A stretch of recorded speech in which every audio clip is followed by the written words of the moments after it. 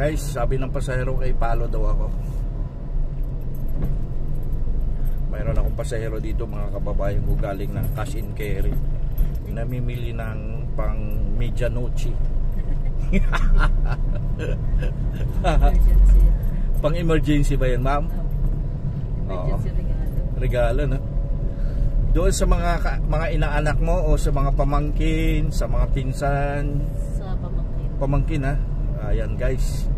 Mayroon na ako ditong kausap na pasahero ko. May regalo na siya sa mga pamangkin niya. Guys, ito pala yon ang Malugay Street dito sa Makati.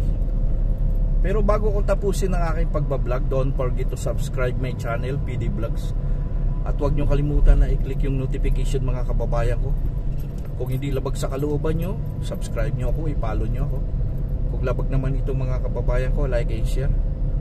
At kung makasumpong kayo mga kababayan ng mga commercial ads, sana kung hindi masama sa kalooban nyo na huwag kayong mag-skip para yung ekonomiya ng bagong Pilipinas matulungan natin. Yung PD Vlogs na ekonomiya mga kababayan ko, kasi nagkakaroon ako restriction.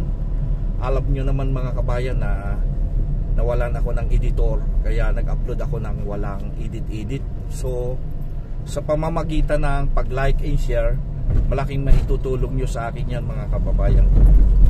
Oh, may mga pulis dito oh.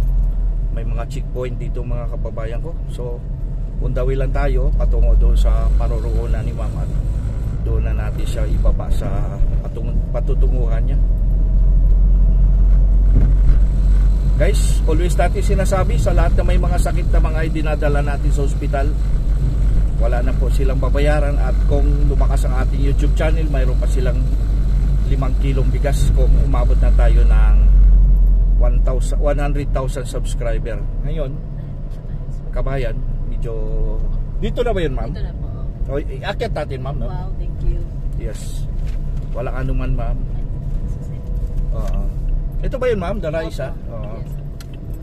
Ito kabayan, ang isa sa pinakamalaking condo unit dito ni ma'am. At mayroon siyang pag-aari dito mga kababayan ko. Dito lang ako. Dito lang ba, ma'am? Kasi opisina nandun eh. John po. Ang gano'n.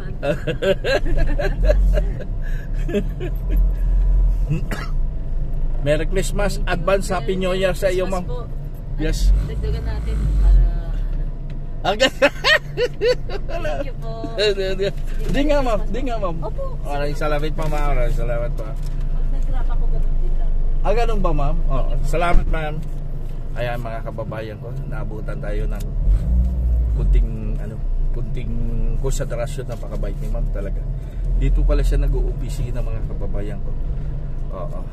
So ito, may kunti akong mai-share sa inyo na sa location na ito.